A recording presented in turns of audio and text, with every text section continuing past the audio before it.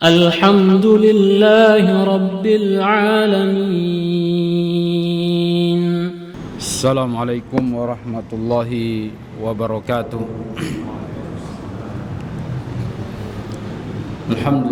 إن الحمد لله نحمده ونستعينه ونستغفره ونعوذ بالله من شرور أنفسنا ومن سيئات أعمالنا، من يهده الله فلا مضل له ومن يضلل فلا هادي له. أشهد أن لا إله إلا الله وحده لا شريك له وأشهد أن محمدا عبده ورسوله. Segala puji hanya milik Allah. Kita panjatkan syukur kita kepada Allah, karena dialah zat yang pantas untuk disyukuri, dipuji, disanjung, dicintai, ditaati, dan hanya kepadanya lah kita meminta pertolongan dan juga meminta ampun hanya kepadanya, serta meminta perlindungan dari buruknya jiwa dan amal perbuatan kita. Wa nastahdi, meminta petunjuk hanya kepadanya, karena hanya dialah yang berhak untuk memberikan petunjuk. Barang siapa yang diberikan petunjuk olehnya, maka tidak ada satupun manusia yang mampu menyesatkan orang tersebut. Dan barang siapa yang telah disesatkan oleh Allah, maka tidak ada satupun manusia yang mampu memberinya dia hidayah. Kita bersaksi bahwa tiada ilah yang berhak disembah kecuali Dia, Allah, dan bahwasanya Nabi kita Muhammad sallallahu alaihi wasallam adalah khatamun nabiyyin, penutup para nabi dan rasul, nadhiran wa basyirah. Dia datang untuk memberikan peringatan kepada manusia dan memberikan kabar gembira. Peringatan bagi mereka yang melakukan perbuatan dosa untuk ditinggalkan, dan memberikan kabar gembira bagi mereka yang beramal saleh. Tidaklah satu keburukan melainkan Nabi telah datang dengan peringatan untuk memperingati manusia meninggalkan keburukan itu. Dan tidaklah satu kebaikan atau tidak ada satupun kebaikan melainkan Nabi telah mengajak manusia untuk melakukan kebaikan itu.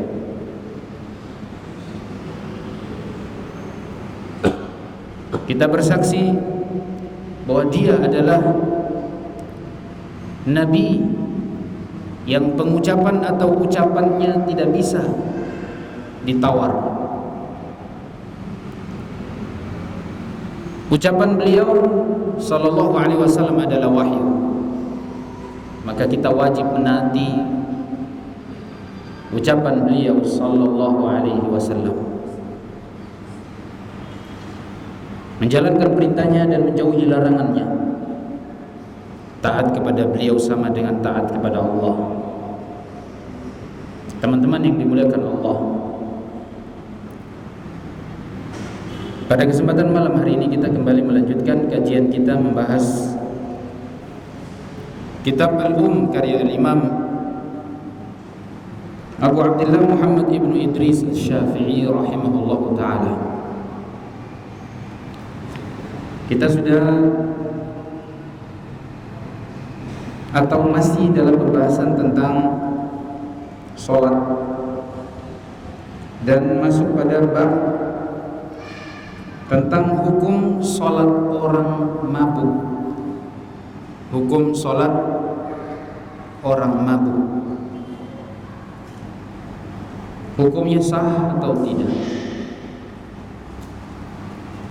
Lagi sholat mabuk,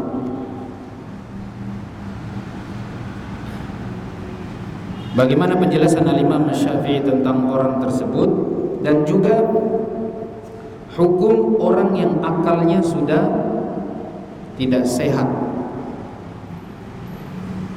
Hukum orang yang akalnya sudah tidak sehat Sholatnya bagaimana? Atau orang yang kadang-kadang pingsan, kadang-kadang tidak, gila datang-datang.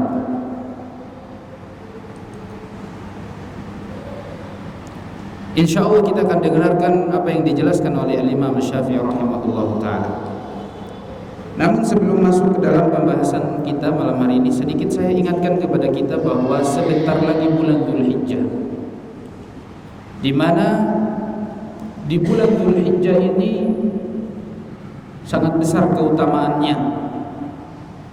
Di antaranya firman Allah Subhanahu wa taala, Allah jelaskan tentang kemuliaan dan keutamaan hari-hari di bulan Dzulhijjah atau 10 hari di bulan Dzulhijjah, 10 hari pertama. Allah berfirman, wal fajri wa layalin ashri, demi fajar dan 10 malam pertama bulan Dzulhijjah. Allah bersumpah dengan waktu, dan setiap Allah bersumpah dengan waktu duha, waktu asar, waktu malam, waktu fajar, semua ini menunjukkan tentang keutamaan waktu tersebut. Setelah Allah bersumpah dengan waktu fajar itu, kemudian Allah katakan walayalin ashar, dan bersumpah juga dengan 10 hari pertama bulan Dzulhijjah. Di dalam hadis Nabi SAW menjelaskan, ma min ayyamin al-amalu shalih fihinna ahabba ila Allah min hadhil ayyamil ashr. Tidaklah hari-hari yang apabila dilaksanakan amal soleh di dalamnya lebih dicintai oleh Allah dari 10 hari pertama bulan Dzulhijjah. Para sahabat bertanya, walal jihadu fi sabilillah ya Rasulullah? Ya Rasul, apakah jihad di jalan Allah juga tidak bisa mengalahkan pahala orang yang beramal di 10 hari pertama bulan Dzulhijjah? Maka Nabi mengatakan walal jihadu fi sabilillah, tidak bisa menyamai, walaupun jihad sekalipun tidak bisa menyamai amal soleh di 10 awal bulan Dzulhijjah ini. Illa rajulun kharaja bimalihi wa nafsihi wa lam yarji' bidzalika min syai', kecuali orang yang keluar berjihad dan dia gugur di medan pertempuran perang. Kalau cuma jihad saja pulang masih selamat nih, maka ini masih belum bisa menyamai keutamaan orang yang beramal soleh di 10 awal bulan Dzulhijjah. Baru bisa menyamai ketika dia gugur di medan pertempuran, sudah nggak balik lagi. Berarti apapun amalannya, kata Rasulullah, ma min ayyamin al-amalus shalih, apapun amal soleh di hari-hari ini, di 10 hari pertama ini, apa saja itu paling dicintai oleh Allah Subhanahu wa ta'ala. Masih kalah cinta Allah dengan jihad. Padahal jihad, Masya Allah, nyawa taruhannya, tapi masih kalah. Yang bilang ini Nabi loh, Ustaz, sedekah, ya, puasa, apalagi kurban, berkurban. Nah, maka siapapun yang punya kelebihan harta, dia berkurban di situ. Amal soleh apa saja, dan yang lebih khusus lagi di hari 10, di hari Dzulhijjah ini, atau di 10 hari Dzulhijjah ini, pas ketika hari Idul Adha, dia dianjurkan, sangat ditekankan untuk menyembelih. Bahkan kata Nabi, man kana lahu sa'ah, atau man wajada lahu sa'atan falam yudhi fala yaqrabanna musallana. Siapa yang punya kemampuan untuk berkurban, siapa yang punya kemampuan untuk berkurban lalu dia tidak mau berkurban, maka kata Rasul, jangan dekati masjid kami. Ya, diusir. Antum punya harta bisa nyembelih tapi gak nyembelih. Ustaz, 1 ekor kambing saja ini, yang kecil masa gak bisa? 1 kambing saja masa gak bisa? Selama 1 tahun cuma 1 kambing, Bang. Subhanallah. Nabi Ibrahim disuruh nyembelih anaknya. Antum kira-kira nyembelih anak mau gak? Waktu itu Nabi Ibrahim mau nyembelih, sudah di falamma tallahu lil jabin, sudah ditaruh tempat sembelihan. Di dalam riwayat itu sudah tangannya sudah mengayunkan mau sembelih Nabi Ismail. Lalu malaikat datang untuk mewahyukan untuk dihentikan karena Allah sedang melihat kesabaran dalam ujian itu. Siap tidak? Nah, sekarang cuma 1 kambing kecil. Kalau di zaman Rasul beli dengan 1 dinar 2.500.000. Sekarang insya Allah 2.500.000 dapat lah harga itu. Kalau di Ternate ini, kalau di luar Ternate mungkin 2 juta nyampe dapat, atau bahkan 1.500.000 bisa. Di Halmahera sana masih gampang. Masya Allah, murah-murah, pahalanya besar. Pahalanya besar. Antum gak mau, kalau gak bisa jihad ya udah pakai ini saja. Ya, kalau memang belum ada jihad pakai ini saja, pahalanya besar, lebih dicintai oleh Allah Subhanahu wa taala daripada jihad fi sabilillah. Kecuali kalau sudah mati di medan perang baru sama. Jangan main-main, pahalanya besar. Nabi SAW menganjurkan kepada kita ketika mau berkurban, idza dakhala aw idza ra'aitum hilal dzulhijjah, kalau kalian sudah melihat hilal dzulhijjah, wa arada ahadukum an yudhi, dan siapa di antara kalian yang mau menyembelih, fala ya'khudhu min adfarihi wa min sya'rihi syai'an. Kalau kita mau nyembelih di bulan Dzulhijjah, kita sudah melihat bulan Dzulhijjah dan kita mau nyembelih berkurban, maka sangat dianjurkan sekali untuk tidak memotong kuku dan juga tidak memotong rambut kita, untuk menyerupai jamaah haji yang sedang berhaji sekarang lagi berihram di bulan Dzulhijjah sampai hari ke-10 baru boleh mereka untuk potong kuku, potong rambut, hubungan suami istri. Nah, kita juga sangat dianjurkan untuk melakukan itu, menyerupai mereka. Kalau seandainya tidak bisa haji, kita menyerupai mereka di dalam amal itu. Dan ingat pahalanya tadi ya, Masya Allah, kala itu jihad sangat dicintai oleh Allah Subhanahu wa ta'ala. Baik, itu sedikit pengingat buat kita, mudah-mudahan termotivasi untuk berkurban. Dan juga ada kebahagiaan tersendiri ketika kita bisa berkurban, lalu kita bisa berbagi kepada saudara-saudara kita. Kita lanjutkan membaca apa yang disampaikan oleh Imam Asy-Syafi'i di sini. Bab hukum sholat orang mabuk dan orang yang hilang akalnya. Beliau mengatakan, qala Allah Ta'ala, Allah Subhanahu wa ta'ala berfirman, la taqrabus salata wa antum sukara hatta ta'lamu ma taqulun. Jangan kalian dekati salat, bukan salat, tapi jangan dekati salat. Wa antum sukara, dalam keadaan mabuk, sampai kalian tahu apa yang kalian bicara, sampai sadar betul, artinya tidak lagi mabuk, baru bisa sholat. Maka siapapun yang lagi mabuk tidak boleh sholat, tidak boleh sholat. Sholat dosa. Ayat surat An-Nisa ayat 43. Jadi jangan coba-coba lagi pusing-pusing habis minum khamr, walaupun sudah tidak mabuk parah. Nanti akan kita dengarkan Imam Asy-Syafi'i menjelaskan di sini.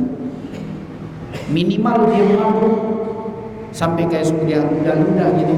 Ya. Pokoknya keadaannya sampai sudah berubah. Tidak seperti ketika tidak mabuk, berarti dia mabuk. Seminim itu dia tidak boleh sholat. Tidak boleh sholat. Sholat berdosa. Karena ini larangan, jangan dekati sholat. Jangankan mau sholat, antum ketika minum di luar sana, tidak lagi sholat atau tidak mau sholat misalnya, lagi belum mau sholat nih, antum minum, Nabi SAW mengatakan, man syaribal khamr lam tuqbal minhu aw lam tuqbal lahu salatun arba'ina sabah. Siapa yang minum khamr, maka tidak akan diterima sholatnya selama 40 hari. 40 hari antum sholat gak diterima. Berapa kali minum Ustaz? 1 kali. Sekali minum 40 hari lamanya tidak diterima sholatnya. Ustaz, sudah terlanjur, saya mau bertobat, kira-kira diterima tidak nanti sholat saya? Iya, kalau saat itu pula anda bertaubat, berhenti dari minum khamr, maka 40 hari ke depan insya Allah diterima. Yang tidak diterima kalau tidak bertaubat 40 hari. Artinya apa? Tidak ada pahala baginya. Jadi kalau sholatnya orang mabuk misalnya, ya, sholat orang yang suka mabuk misalnya, dia mau mabuk di luar, walaupun dia tidak sholat dalam keadaan mabuk, tapi dia mabuk di luar sana, sholat 40 hari tidak diterima. Apalagi kalau tiap hari mabuk, terus tidak akan diterima. Walaupun dia sholat, kewajiban sholat gugur darinya, tapi tidak ada pahala sholat baginya. Tidak ada.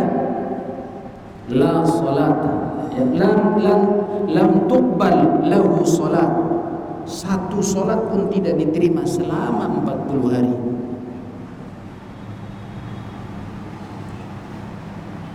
Jadi jangan main-main. Ada anak antum dilamar oleh seorang pemabuk,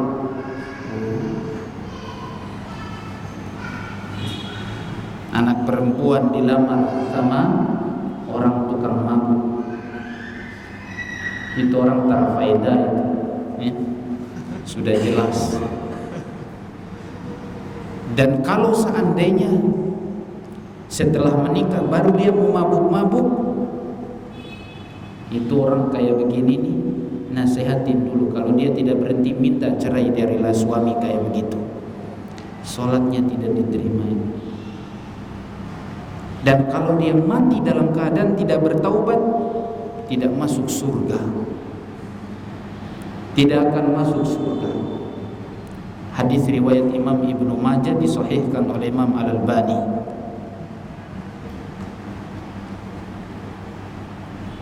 Ini sholat orang yang mabuk.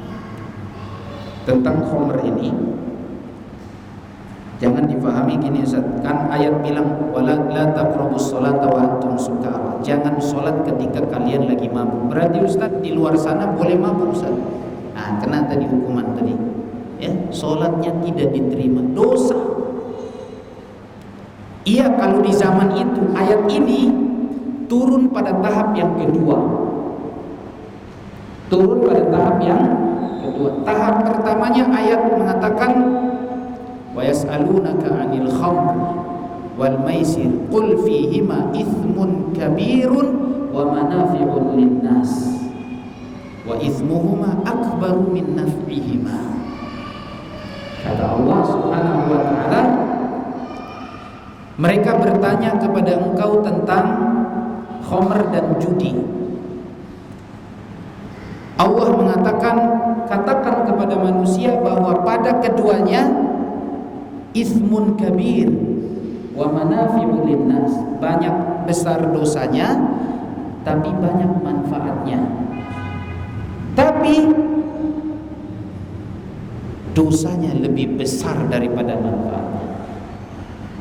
Artinya jadi orang masih minum sampai ketika ada sebuah riwayat, ya, seorang sahabat sholat dalam keadaan mabuk. Akhirnya dia baca zikir-zikir dalam sholat salah, sembarangan dia baca. Maka turun ayat ini, kalau gitu jangan sholat lagi mabuk. Masih ada dispensasi, ya, masih ada dispensasi. Boleh minum di luar sholat. Kalau lagi mabuk tidak boleh sholat sampai kalian sadar betul, sampai sadar. Terus yang selanjutnya turun ayat pengharuman, karena memang ketika baca, dia lagi sholat baca sembarangan, akhirnya sudah langsung diharamkan total, sudah, ya, langsung diharamkan total. Salah baca di dalam sholat. Allah mengatakan innamal khamru wal maisir, ya, ujungnya Allah mengatakan sesungguhnya khamr dan judi, wal azlam, mengundi nasib, rijsun min amali syaitan, najis dan merupakan amal perbuatan setan. Jadi kalau kita minum khamr, berarti ini adalah kebiasaan siapa? Setan. Dan kita disuruh wala tattabi'u khutuwatis syaitan innahu lakum aduwwun mubin. Dan jangan kalian ikuti langkah-langkah setan, karena setan musuh yang nyata bagi kalian. Itu adalah tahapan pengharuman khamr. Dan kalau hari ini mau pakai, misalnya ada orang yang pakai dalil yang pertama atau yang kedua misalnya, tidak boleh, karena sudah diharamkan selamanya. Sudah diharamkan selamanya. Mau lagi tidak sholat, apalagi dalam keadaan sholat. Dalam keadaan tidak sholat saja dosanya sholat tidak diterima 40 hari, apalagi ketika ente sholat. Lagi sholat mabuk, ini dosanya apa? Lebih parah lagi. Dosanya lebih besar lagi sholat. Ini sama dengan mempermainkan syariat. Jadi syariat bukan dipermainkan. Jangan main-main dengan syariat Allah. Anda sholat dalam keadaan mabuk, ya. Kemudian di sini Imam Syafi'i mengomentari ayat ini, beliau mengatakan yuqal nazalat qabla tahrimil khamr. Ayat ini turun sebelum pengharuman khamr. Wa ayyuma kana nuzuluha qabla tahrimil khamri aw ba'dahu faman shalla sakrana lam tajuz salatuhu linahyillahi azza wa jalla iyyahu 'anis salati hatta ya'lama ma yaqul. Ya. Keadaan kapanpun seseorang, ketika sebelum pengharuman khamr atau setelah pengharuman, mau dia mau sholat, kalau ketika dia mabuk, maka tidak boleh dia mendekati sholat sampai dia faham betul apa yang dia katakan, karena Allah subhanahu wa ta'ala telah melarangnya. Karena Allah telah melarangnya. Kalau ayat ini kan memang berlaku ketika turun, ketika tahap yang kedua sebelum diharamkan secara total selamanya. Wa in ma'qulan anna salata qaulun wa 'amalun wa imsakun fi mawadhi'a mukhtalifatin wa la yu'addi hadha illa man umira bihi mimman 'aqalahu wa 'alayhi idza shalla sakrana an yu'ida idza sahha.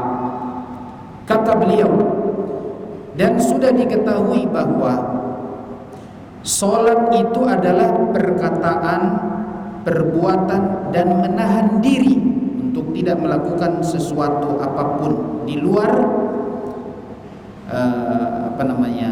melakukan hal-hal yang memang kalau dilakukan di dalam solat akan membatalkan solat, seperti misalnya berbicara atau gerakan-gerakan yang memang tidak ada kebutuhannya misalnya. Wala yuaddi hada illa man umira bihi mimman aqalahu. Dan tentunya solat ini tidak akan diperintahkan kepada orang yang memang akalnya tidak sehat, atau orang yang memang tidak normal, yaitu orang mabuk. Sampai kalau seandainya orang mabuk dia sadar atau dia sehat, ya. Walau shalla syaribu muharramin ghairu sakran kana 'asiyan fi syurbihil muharram. Ini kalau orang yang tadi orang minum khamr, pokoknya tidak sah sholatnya sampai dia benar-benar sadar, tidak lagi mabuk. Dan kalau seandainya ada seseorang yang sholat tapi dia minum sesuatu yang haram namun tidak membuat dia mabuk, syaribu muharramin ghairu sakran, dia minum sesuatu yang haram tapi tidak membuat dia mabuk, tidak memabukkan misalnya, apa kira-kira? Hah? Minum sesuatu yang haram tapi tidak memabukkan, minum darah misalnya, haram tidak? Haram minum darah, memabukkan tidak? Tidak. Kata beliau kana 'asiyan, kata Imam Syafi'i, ini dia berdosa, bermaksiat, fi syurbihil muharram, karena dia meminum yang haram. Walam yakun alaihi i'adatu salatin, tapi tidak disuruh mengulang salat. Dia tidak disuruh mengulang salat. Beda dengan orang yang minum khamr tadi. Kalau dia sholat lagi mabuk, maka ketika dia sholat lagi mabuk, satu, dia berdosa, dua, dia harus mengulang ketika dia sudah sadar. Kata Imam Syafi'i, kalau dia lagi mabuk, satu, yang pertama dia berdosa, yang kedua dia harus mengulang sholat yang tadi dia sholat dalam keadaan mabuk. Ini pendapat Imam Syafi'i, dan ini benar karena ayatnya sudah bilang wala taqrabus sholata wa antum sukar. Berarti Allah bilang tidak boleh sholat kalau lagi mabuk. Jadi mabuk tidak sah sholatnya, ulang. Ini menurut pendapat Imam Asy-Syafi'i. Ini benar-benar keras. Nah, Ustaz, kalau yang dia minum itu adalah sabu-sabu misalnya. Sabu-sabu itu diminum apa dimakan? Oh, diisap. Mau diisap, mau dimakan, ya. Masuk lewat ada yang masukkan lewat kemaluan, lewat dubur, atau disuntik. Biasanya suntik ya. Ada yang masukkan bius bukan dengan mulut, racun itu, racun yang seharusnya itu tidak boleh diminum, tidak boleh dimakan, dia masukkannya lewat lubang kemaluannya atau duburnya, supaya tidak terkena racun dia masukin lewat jalur lain. Itu orang saking gilanya itu ya. Memang benar-benar orang yang suka mabuk ini memang sudah stres ya. Separuh gila itu orang. Memang enggak wajar lagi. Sudah ketagihan dan kecanduan. Makanya Rasulullah mengatakan la yadkhulul jannata mudmin khamr. Tidak akan masuk surga orang yang kecanduan khamr. Bahaya. Ustaz, supaya tidak kecanduan tinggalkan. Enggak ada cara lain. Rokok juga demikian, tinggalkan rokok. Tinggalkan saja, kok repot saja, susah. Sudah kecanduan Ustaz, siapa suruh antum coba-coba? Kita ingat efek buruknya orang mabuk itu, kehormatannya sudah hilang semuanya. Coba antum lihat orang mabuk. Yang suka mabuk itu seharusnya dia lihat yang orang mabuk itu, supaya dia tahu keadaan lagi mabuk tuh. Ya. Mau masuk dalam kotoran pun dia nggak pusing. Itu orang gila. Sudah orang gila itu. Tuh lihat kondisi orang yang mabuk. Seharusnya dia lihat kayak gitu. Ustaz, kalau nggak mabuk bukan laki-laki. Itu ucapan orang gila. Kayak di mana dosanya, mohon maaf. Ngelihat semua laki-laki itu bertato. Katanya kalau nggak bertato bukan laki-laki. Ya. Maka kita katakan kalau mau laki-laki, jenggot panjangkan, itu laki-laki. Cukur jenggot, itu banci.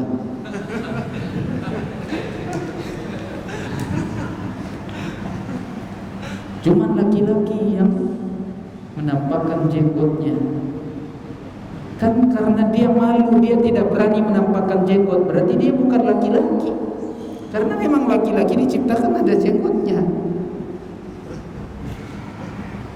Kalau Anda malu, Anda takut, ya berarti Anda perempuan atau setengah perempuan. Ini mohon maaf saja ya. Mohon maaf kalau ada yang tersinggung. Tapi memang itu kenyataan. Katakan walaupun pahit. Nggak apa-apa, silakan antum tersinggung. Baik.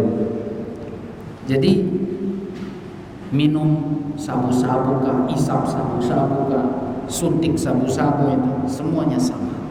Semua bahan yang membuat kita mabuk, ya, sifatnya itu memang memabukkan, walaupun dia modelnya cair, mau padat, bentuknya apa saja. Kalau seandainya dimasukkan, dikonsumsi oleh kita, lalu memang mabuk dan itu memabukkan, maka ini disebut khamr.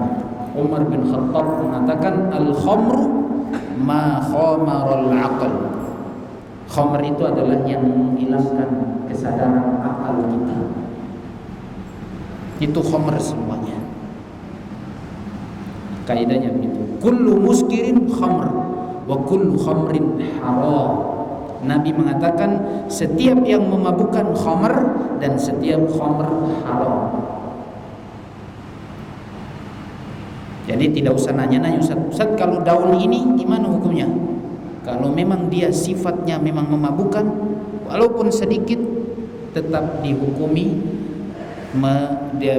khamr, ya. Kullu khamrin haram. Setiap yang memabukkan haram. Qaliluhu wa katsir. Sedikit maupun banyak. Itu yang bilang Nabi. Ustaz, takaran sedikitnya gimana? Takaran sedikitnya itu sesuatu yang relatif. Ada orang minum satu begini, ya, belum bisa mabuk karena memang dia sudah kecanduan. Satu jeleken baru mabuk. Jangan patokan Ustaz, berarti kalau dia belum mabuk berarti belum haram ini Ustaz. Enggak. Artinya minuman itu secara normal, kalau ada orang minum sedikit saja dia memang mabuk, ya. Mohon maaf, kalau memang minuman itu memabukkan, walaupun dia minum sedikit saja tetap haram karena dia khamr. Jadi jangan patokan Ustaz karena dia tidak mabuk berarti tidak khamr, itu tidak haram. Enggak. Karena ada orang yang sampai minum berbotol-botol pun tidak mabuk. Itu orang kalau kayak gitu lalu suruh mandi saja di dalam khamr, ya, biar dia minum khamr. Maka kalau Anda mau minum khamr sepuasnya, minum di surga sana. Ya toh? Ngapain antum minum di dunia yang membuat antum pusing, muntah, kayak orang gila, stres. Tapi kalau di surga orang minum khamr, apa? Khamrnya tidak memabukkan, tidak membuat mabuk, tidak membuat mual, tidak membuat pusing kepala. Enak khamr. Dan setiap yang minum khamr di dunia, dia tidak akan minum khamr di surga. Jatahnya sudah diminum di dunia, nggak kebagian di surga.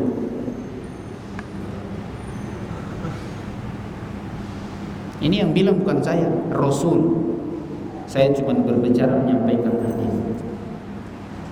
Ustaz, walaupun dia sudah bertaubat,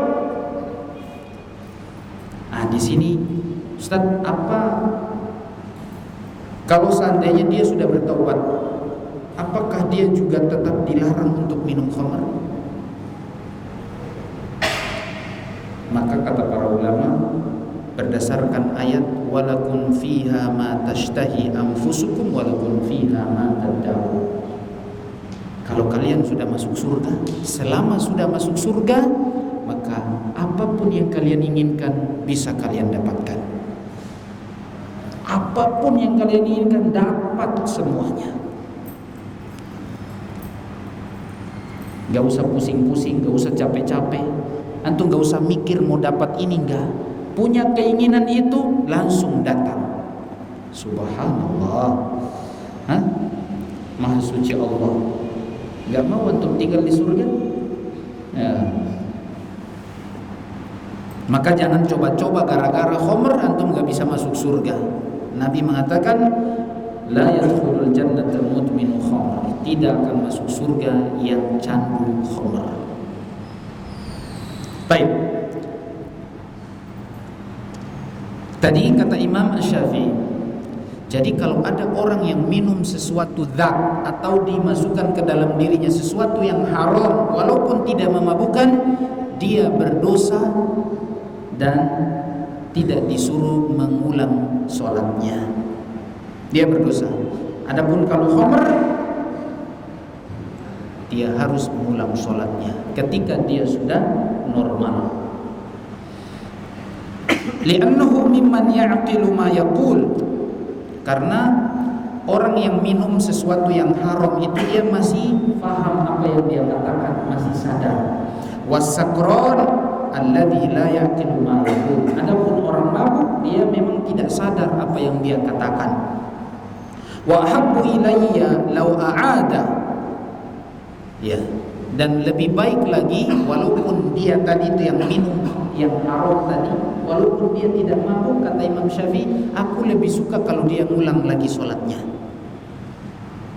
Ya, sebelum sholat dia minum darah, maka lebih baik dia ulang sholatnya. Itu kata Imam Syafi'i. Atau makan yang haram, makan babi misalnya, walaupun tidak mabuk, dia mengulang sholatnya. Ini lebih disukai, tidak wajib maksudnya ya. Wa aqallu sukri an yakuna yaglib ala aqlihi fi ba'di ma lam yakun yaglibu alaihi qabla syurbi. Dan batas minimal orang itu dikatakan mabuk kata Imam Syafi'i, yaitu kondisinya berbeda dengan ketika dia sebelum mabuk. Itu sudah dikatakan mabuk. Sudah kayak melayang-layang sedikit itu, itu mabuk. Pokoknya itu mabuk. Rasa perasaan sudah beda, oh itu mabuk. Apalagi sudah mulai baluda-baluda itu. Antum sudah pernah minum? Alhamdulillah ya. Allah selamatkan kita, dijaga dari awal tidak pernah minum. Yang sudah pernah minum bertaubat banyak-banyak. Insyaallah Allah Maha Pengampun ya. Allah Maha Pengampun.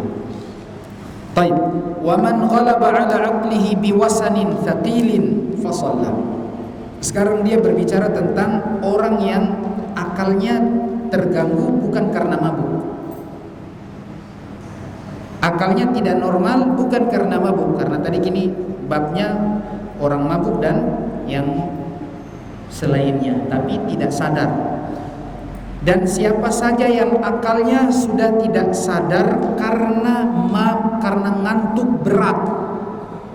ngantuk berat, lalu dia sholat, wa huwa la yaqilu, dia sholat sementara dia tidak lagi, kayak tidak sadar dia lagi sudah sholat, misalnya tidak normal, saking beratnya, ngantuknya, maka a'ada shalah, dia ulang sholatnya. Idza aqala wa dhahaba anhu al-basar, dia ulang sholatnya ketika sudah tidak ngantuk berat lagi. Jadi antum kalau seandainya misalnya ya sholat qiyamul lail ngantuk berat, lebih baik jangan sholat ya. Lebih baik jangan sholat, nanti malah baca sembarangan ya, ngucapin zikirnya salah. Maka kata Imam Syafi'i, dia ulangi, apalagi yang wajib. Yang wajib dia harus mengulangnya. Yang wajib sholat fardu dia harus mengulang sholatnya. Ini yang pertama. Wa man syariba syai'an liyadhhaba 'aqluhu kana 'asiyan, dan barang siapa yang minum sesuatu untuk menghilangkan akal normalnya, akal sehatnya ya, kana 'asiyan, orang ini dikatakan bermaksiat. 'Asiyan bisyurbi, ya, dia bermaksiat karena meminumnya. Walam tujiz anhu salatuhu, dan salatnya tujzi, walam tujzi anhu salatuhu, dan salatnya tidak bisa diwakilkan, alias dia harus mengulang salatnya. Wa alaihi wa ala sakran, bagi orang tersebut dan orang yang mabuk digabungkan dua. Idza afaqa qada'u kulli salatin sallayaha wa uquluhuma dhahibatun wa sawa'un syariba nabidan la yarayanihi yuskir aw nabidan yarayanihi yuskir fima wasaftu minas salah. Kata beliau, dua orang tadi, ada yang satu dia minum khamr, yang satu dia minum sesuatu untuk menghilangkan akal sehatnya, akal normalnya, yang memang dia tahu bahwa minuman itu menghilangkan akal sehatnya, maka dia harus mengqadha setiap solat yang dia sudah solat ya. Wa uquluhuma dhahibah, ketika dia minum akal sehatnya hilang. Wa sawa'un syariba nabidzan la yarayani yuskir, walaupun sekalipun dia minum nabidh. Nabidh itu adalah anggur yang sudah dibuat untuk mau buat khamr. Anggur yang disimpan untuk mau bikin khamr. Tapi dia belum proses menjadi, dia belum berubah menjadi khamr. Masih bentuk nabidh tapi masih dalam proses mau jadi khamr. Cairannya itu, airnya yang disimpan itu dengan anggur tadi, kalau dia minum dan dia melihat bahwa minuman tersebut tidak membuat dia mabuk, atau benar-benar nabidh ya royani yuskir, atau dia sudah tahu bahwa nabidh tadi cairan itu memang memabukkan, maka dia harus mengulang sholatnya. Dia harus mengulang sholatnya. Karena jangan spekulasi di sini. Ini untuk kehati-hatian supaya selamat. Wa in iftataha as-salata yaqilani falam yusallima min as-salati hatta yaghliba ala uqulihima a'ada as-salata li'anna ma afsada awwalaha afsada akhiraha. Dan kalau salah dua orang tadi, baik yang mabuk minum khamr atau memang yang akalnya lagi memang tidak normal, jika kedua mereka memulai sholat ya dalam keadaan sadar, Allahu Akbar, dalam keadaan sadar, misalnya habis minum, reaksi minuman tersebut belum ada, masih belum menjadikan dia mabuk, pas di dalam sholat membuat akalnya sudah mulai terganggu ya. Ketika awal sholat misalnya dia buka sholatnya masih belum apa-apa, belum ada pengaruh minuman tadi, habis minum tapi belum ada pengaruh. Pas di dalam sholat ada pengaruh minuman, sehingga mengganggu salatnya. Kata beliau, falam yusallima minas salati hatta yagliba aqulihi ma'ada salah. Ketika misalnya akalnya mulai berubah, sudah terganggu ketika sebelum dia salam masih dalam keadaan sholat, walaupun sebelum salam sedikit saja, sebelum salam masih berada dalam sholat, maka dia harus mengulang sholatnya. Walaupun kena mabuknya itu cuma di ujung sholat, misalnya sudah tahiyat terakhir mau salam nih, mulai pusing dia, ya. Ulangi sholat. Ulangi sholat. Kenapa? Lianna ma afsada awwalah afsada akhirah. Karena kalau seandainya sholat yang mabuknya dia yang menjadikan akhir sholatnya itu rusak, maka juga akan menjadikan awal sholatnya jadi rusak. Jika potongan sholatnya yang terakhir itu dirusak karena mabuknya tadi, hilang kesadarannya tadi, maka merusak awal sholatnya yang tadi. Wa kadzalika in kabbara dhahibai al-aqli thumma afaqa qabla an yuftariqa fa shallaya jami'a sholati illa takbirah mufiqina kanat alaihim al-i'adah. Demikian juga sebaliknya. Misalnya ada orang yang mulai sholat sudah mabuk, ya, sudah pusing, tapi di akhir sholatnya dia sadar, mulai normal, karena mungkin minumnya dari tadi, pengaruh mabuknya itu dari awal, tapi sebelum salam dia sudah normal, sudah sehat. Kata Imam Syafi'i, tetap juga diulang sholatnya. Ya, tetap diulang sholat. Li'annahuma dakhila sholati wa huma la ya'qilani. Karena mereka berdua, baik yang minum khamr atau yang memang hilang kesadarannya itu dua-duanya memulai sholat dalam keadaan tidak sadar.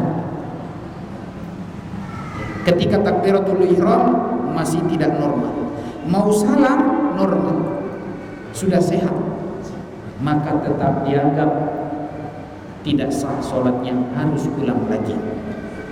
Wa aqallu dhahabil aqli alladhi yujibu 'ada as-salati an yakuna mukhtalitan ya'subu 'aqluhu fi shay'in wa in qalla wa yathu. Ya. Dan batas minimal akal seseorang itu dikatakan tidak normal dan mewajibkan dia harus mengulang sholatnya adalah ketika dia sudah mencampur adukan kondisi bacaannya, ya, dia keadaannya sudah tidak normal. Pokoknya dia merasa bahwa ketika sebelum mabuk itu beda dengan ketika sudah mabuk. Dan kata dia wayathu, misalnya sudah kayak mual-mual gini, gitu ya, sendawa atau sampai ludah-ludah. Ini berarti dia mabuk, tidak boleh. Wallahu a'lam bishawab. Mudah-mudahan bermanfaat apa yang dijelaskan oleh Imam Syafi'i. Kita sampaikan kepada siapa saja yang kita kenal dari saudara kita. Kalau ada yang bertanya tentang masalah ini, insyaallah mudah-mudahan kita sudah paham, ya, orang yang mabuk dan posisi orang yang tidak mabuk, yang tidak minum khamr, ya, tapi akalnya tidak sehat. Misalnya dia mulai tadi dalam keadaan misalnya masih normal, tapi di tengah-tengah dia tidak normal, tidak sah sholatnya, harus ulang lagi. Atau kebalikannya, dia mulai dalam keadaan tidak normal, baru ditutup sebelum salam misalnya dia normal lagi, maka ini pun dikatakan Imam Syafi'i ulangi sholatnya. Ya, ulangi sholatnya. Mudah-mudahan bermanfaat. Kita tutup dengan doa kafaratul majlis. Subhanakallahumma wa bihamdika asyhadu an la ilaha illa anta astaghfiruka wa atubu ilaik. Assalamualaikum warahmatullahi wabarakatuh.